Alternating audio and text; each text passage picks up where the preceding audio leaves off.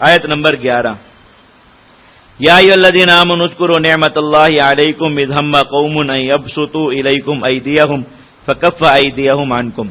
اے ایمان والو، اللہ کی اس نعمت کو یاد کرو جب ایک قوم نے ارادہ کیا کہ تم پر ہاتھ بڑھائیں زیادتی کے ساتھ، اللہ تعالیٰ نے ان کے ہاتھوں کو تم سے روک دیا۔ یہ ایک واقعہ کی طرف اشارہ ہے۔ حضرات مفسرین فرماتے ہیں کہ غزوہ ذات الرقاع سے واپسی کے موقع پر، یہ غزوہ ذات الرقاع نبی کریم صلی اللہ علیہ وسلم کے غزوات میں سے ایک خروج ہے۔ اس میں آپ نے ایک قوم کی طرف خروج فرمایا تھا سن 4 ہجری میں، اور بعض روایت کے مطابق 5 ہجری میں، لیکن وہاں پر لڑائی نہیں ہوئی تھی، اور پھر اسی طرح واپسی ہو گئی۔ غزوات سے واپسی کے پر اللہ کے نبی صلی اللہ علیہ وسلم کی عادت یہ تھی کہ آپ مدینہ میں اکیلے داخل ہوتے تھے، لشکر کے ساتھ داخل نہیں ہوتے تھے، کہیں راستے میں رک جاتے۔ پورا لشکر جب مدینہ میں داخل ہو جاتا تو آخر میں آپ اکیلے یا کبھی کبھار ایک آدھ صحابی آپ کے ساتھ ہوتے، اس طرح آپ آیا کرتے تھے۔ تو اس غزوے سے واپسی کے موقع پر آپ اکیلے راستے میں رک گئے، صحابہ کرام کو بھیج دیا، ایک درخت کے نیچے آرام فرما رہے تھے۔ ایک اعرابی آیا، اس نے دیکھا کہ اللہ کے نبی صلی اللہ علیہ وسلم سو رہے ہیں اور ایک تلوار ایک طرف پڑی ہے، کافر تھا، ایسا مشرک تھا۔ اس نے کہا کہ اچھا موقع ہے تو آج ہی قتل کر دیتا ہوں، اکیلے ہیں۔ تو اس نے تلوار اٹھائی اور آپ کو جگا کر کہا کہ آپ کو میرے ہاتھ سے کون بچائے گا؟ حضور نے فرمایا اللہ بچائے گا۔ تو یہ سن کر اس کے ہاتھ سے تلوار گر گئی، پھر آپ نے وہ تلوار اٹھا لی، اسے کہا اب تمہیں کون بچائے گا؟ اس نے کہا کہ آپ کریم ہیں، آپ مجھے خود ہی چھوڑ دیں گے۔ تو حضور نے اسے معاف کر دیا، پھر وہ مسلمان ہو گیا۔ اللہ تعالیٰ نے اس واقعے کی طرف اشارہ فرمایا کہ جہاں کوئی بھی نبی کی نصرت کرنے والا اور ان کے ساتھ مل کر چلنے والا موجود نہیں تھا، اللہ تعالیٰ نے وہاں بھی انہیں بچایا۔ یہی بات سورہ توبہ میں بھی جتلائی گئی کہ مسلمان اگر یہ سوچیں کہ اللہ کا دین، اللہ کے نبی ان کی نصرت کے محتاج ہیں تو یہ خیال اپنے دل سے نکال دیں۔ ہجرت کے دن بھی ان کے ساتھ کوئی نہیں تھا سوائے ایک شخص کے، اللہ تعالیٰ نے اتنے کفار کے چنگل سے انہیں بچا کر ہجرت کرا دی۔ جہاد میں اگر ان کے ساتھ کوئی نہیں ہوگا، اللہ تعالیٰ ان کی اکیلے کی نصرت فرما کر انہیں غلبہ دے دیں گے۔ تو کوئی ان کے ساتھ جہاد میں نکلنے کو دین پر احسان نہ سمجھے، بلکہ جو بھی جہاد کرتا ہے ان کے ساتھ نکل کے لڑتا ہے وہ اپنا ہی فائدہ کرتا ہے، اپنی آخرت بہتر کرتا ہے۔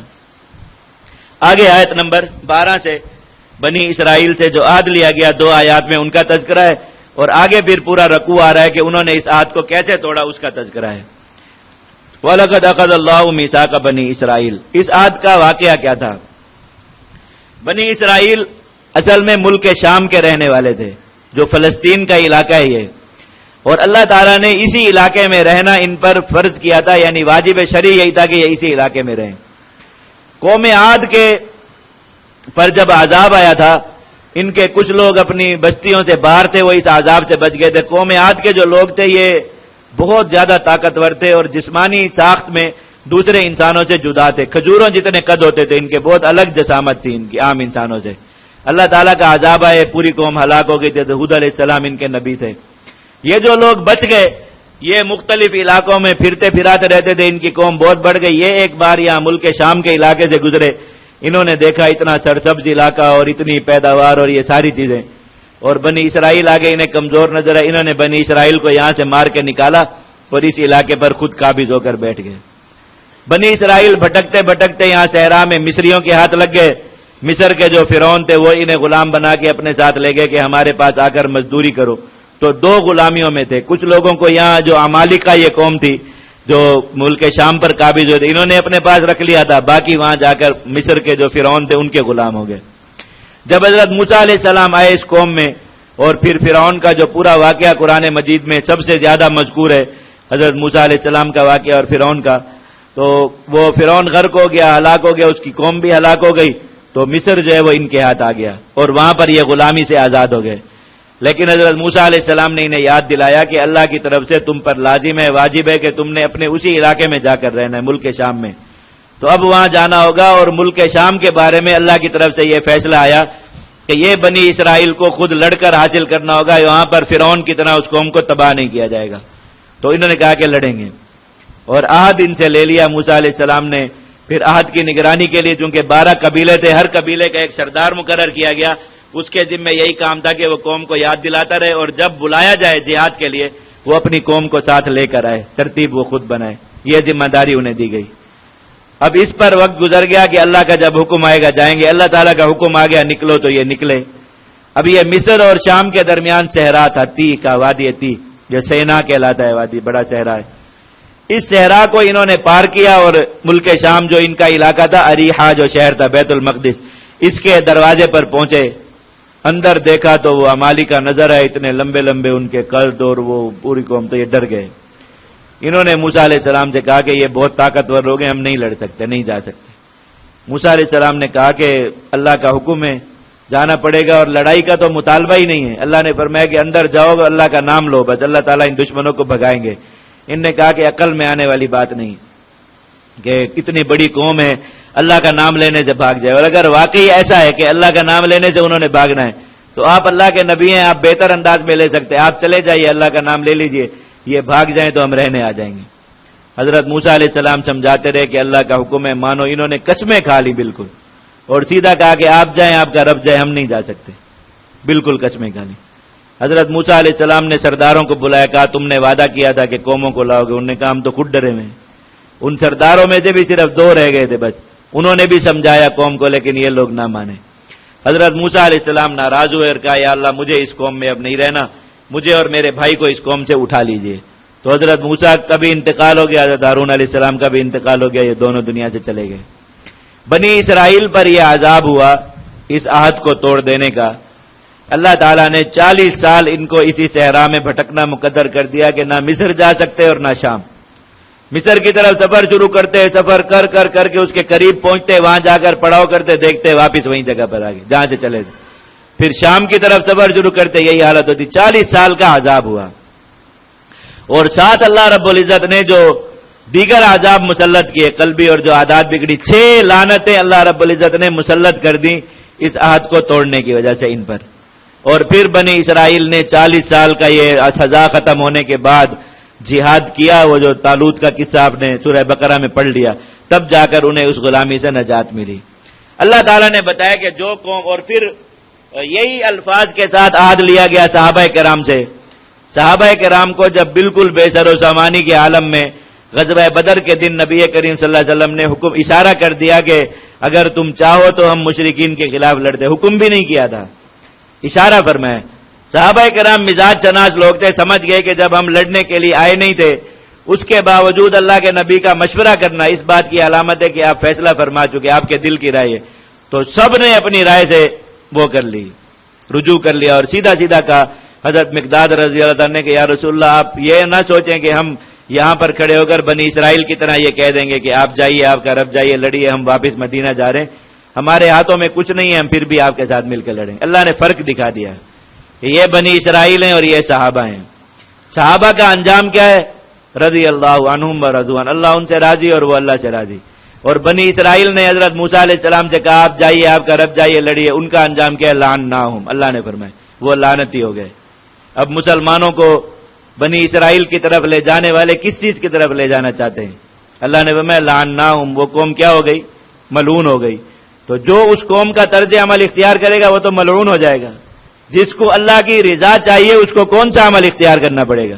صحابہ کرام والا عمل اختیار کرنا پڑے گا۔ تو یہ 2 صورتیں قرآن مجید میں حجت بن گئیں، سورۃ المائدہ کی آیات اور سورۃ الفتح کی وہ آیات کہ جو قوم نبی سے کیا ہوا لڑائی کا عہد پورا کرے گی اس کو کیا ملے گا؟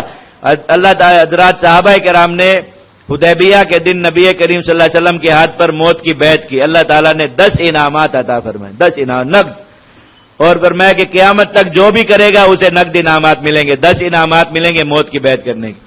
اور بنی اسرائیل نے یہ عہد توڑا، اللہ کی طرف سے 6 لعنتیں فوری طور پر مسلط ہو گئیں، اور 7واں عذاب یہ کہ غلامی کی مدت 40 سال بڑھا دی گئی۔ 6 لعنتیں اور 1 عذاب، یہ ان کا انجام ہوا۔ اب قیامت تک کے مسلمانوں کے لیے یہ دونوں چیزیں قرآن میں مثال کے طور پر موجود ہیں۔ جو عہد پورا کرے گا اس کے لیے 10 انعامات نقد بھی اور آگے کے بھی جو وعدے، اور جو عہد کو توڑے گا 6 لعنتیں اور 1 عذاب ہر اس شخص پر مسلط ہوگا۔ یہ اس صورت کا ان آیات کا یہ موضوع۔ اب دیکھیے اللہ تعالیٰ نے بنی اسرائیل سے پختہ عہد لیا، اور ہم نے ان میں 12 سردار مقرر کر دیے اس عہد کی حفاظت کے لیے، اور اللہ نے ان سے کہا کہ میں تمہارے ساتھ ہوں اگر تم نماز قائم کرو، زکوٰۃ دو، میرے رسولوں پر ایمان لاؤ، وعزرتموہم، اور دشمنوں کے مقابل ان کی مدد کرو۔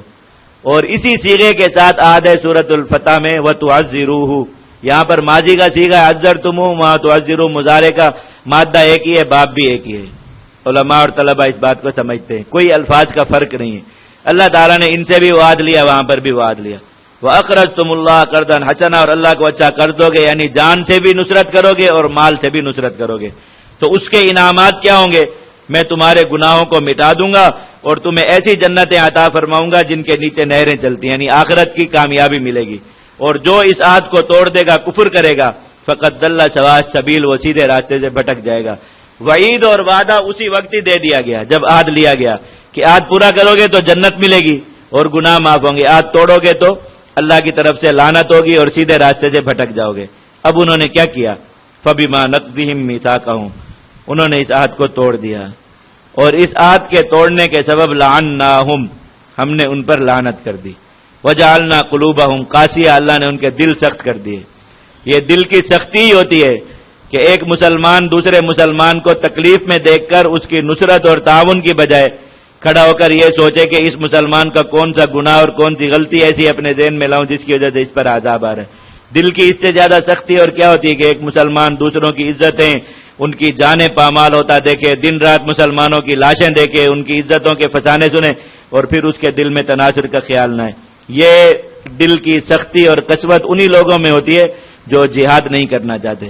جو آدمی جہاد کرنا چاہتا ہے، جس کے دل میں نظریہ جہاد ہے، وہ ان چیزوں کو دیکھ کر تڑپتا ہے، روتا ہے، اور پھر وہ ان کے جو ہے وہ علاج کے لیے اپنی جان دینے کے لیے نکلتا ہے۔ دل کی سختی اللہ رب العزت انہی لوگوں پر مسلط فرماتے ہیں جو لوگ جہاد کرنے کے عہد سے پھر جاتے ہیں۔ یحرفون الکلم عن مواضع، اللہ کی باتوں کو توڑ موڑ کرتے پھیرتے، تعویلات کرتے، تحریفات کرتے ہیں۔ آپ یہ بھی حقیقت دیکھ لیجئے، کتاب اللہ کے احکام میں تعویل کی ضرورت اسی آدمی کو پیش آتی ہے جو اللہ کے لیے لڑنا نہیں چاہتا، اس لیے کہ وہ اسی حکم میں تعویل اور تعریف کرتے ہیں۔ جو آدمی اللہ کے لیے لڑنا چاہتا ہے، سب سے مشکل حکم جس نے مان لیا، وہ باقی احکام تو بہت آسان ہے، ان میں کیوں تعریف کرے گا؟ وہ پھر نماز میں کیوں تعریف کرے گا؟ روزے میں، حج زکات میں کیوں تعریف کرے گا؟